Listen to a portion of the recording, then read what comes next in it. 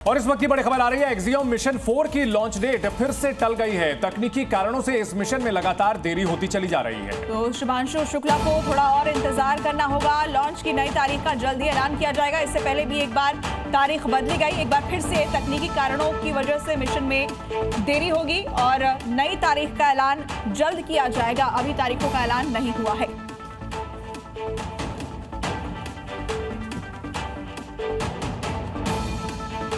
और अब दिखाते हैं आपको राजनीति से जुड़ी कुछ बड़ी खबरें रफ्तार अंदाज में। व्हाइट हाउस में अमेरिकी राष्ट्रपति डोनाल्ड ट्रंप और पाकिस्तान के जनरल मुनीर के डिनर को लेकर देश की सियासत गर्मा गई है। उद्धव गुट के शिवसेना सांसद संजय राउत ने मोदी सरकार पर निशाना साधते हुए कहा कि राष्ट्रपति ट्रंप कई देशों में हस्तक्षेप कर रहे हैं और सत्ता में बदलाव चाहते हैं। क्या वे भारत में भी ऐसा ही करना चाहते हैं? प्रधानमंत्री मोदी के बिहार दौरे पर आरजेडी नेता तेजस्वी यादव ने एक बार फिर हमला बोला और कहा कि जब बिहार को जरूरत होती है तो कोई नजर नहीं आता है। प्रधानमंत्री मोदी ने अब तक बिहार में 200 से ज्यादा भाषण दिए हैं और बिहार को नंबर 1 बनाने का वादा भी किया है, जबकि पिछले 20 साल से बिहार में एनडीए सरकार है, अब तक नंबर 1 क्यों नहीं बनाया। तेजस्वी ने एनडीए पर तंज कसते हुए कहा कि यहाँ एनडीए का मतलब नेशनल दामाद आयोग है।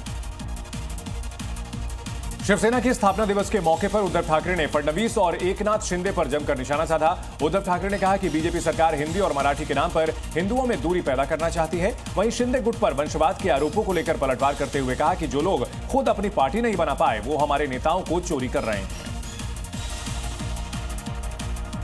बिहार के पटना में राष्ट्रीय जनता दल की राज्य परिषद की अहम बैठक हुई। बैठक में आरजेडी प्रमुख लालू प्रसाद यादव ने कहा कि आगामी बिहार विधानसभा चुनाव के बाद तेजस्वी यादव ही मुख्यमंत्री बनेंगे और इसमें कोई बदलाव नहीं हो सकता है। साथ ही आरजेडी कार्यकर्ताओं में जोश भरते हुए कहा कि नीतीश कुमार को हटाना है और अपनी सरकार बनानी है।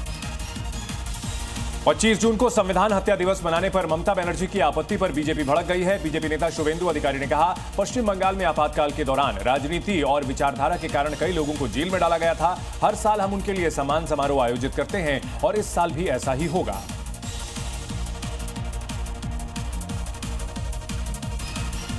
और अब एक नजर डालते हैं राजधानी दिल्ली की 5 बड़ी खबरों पर। दिल्ली के मुख्यमंत्री रेखा गुप्ता ने ब्रिटेन के पूर्व प्रधानमंत्री टोनी ब्लेयर से मुलाकात की। दिल्ली सचिवालय में हुई बैठक में वैश्विक स्तर पर उभरती लोकतांत्रिक चुनौतियों और सुशासन, शहरी विकास और शिक्षा जैसे क्षेत्रों पर फोकस रहा। मुख्यमंत्री ने टोनी ब्लेयर को राजधानी में किए जा रहे इनोवेटिव डिजिटल प्रशासन, पर्यावरणीय सुधारों के बारे में जानकारी भी दी। दिल्ली के मंत्री आशीष सूद ने कांवड़ यात्रा से दिल्ली सचिवालय में अधिकारियों के साथ बैठक की अध्यक्षता की है, जिसमें कांवड़ यात्रा की तैयारियों पर चर्चा की गई। इस बैठक में दिल्ली पुलिस, एमसीडी, जल विभाग समेत कई विभाग के अधिकारी मौजूद रहे। इससे पहले 17 जून को दिल्ली की मुख्यमंत्री रेखा गुप्ता ने एक उच्च स्तरीय समीक्षा बैठक बुलाई थी, जिसमें यात्रा के दौरान भक्तों के लिए योजना, व्यवस्था और सुविधाओं पर फोकस रहा। दिल्ली में अवैध रूप से रह रहे बांग्लादेशियों के खिलाफ लगातार कार्रवाई की जा रही है। अब तक सैकड़ों अवैध बांग्लादेशियों को हिरासत में लेकर वापस भेजा जा चुका है। गुरुवार को दिल्ली की वसंत कुंज साउथ पुलिस ने अवैध रूप से रह रहे 17 बांग्लादेशी नागरिकों की पहचान की और उन्हें हिरासत में लिया। सभी जंगल के रास्ते और एक्सप्रेस ट्रेनों का इस्तेमाल करके भारत में दाखिल हुए थे।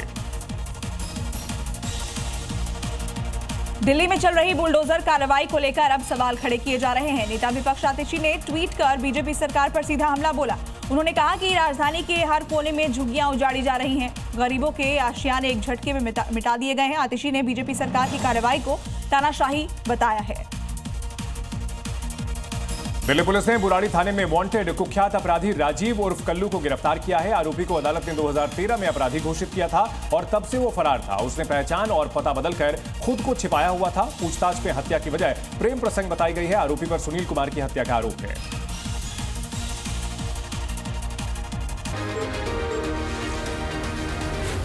Zee News.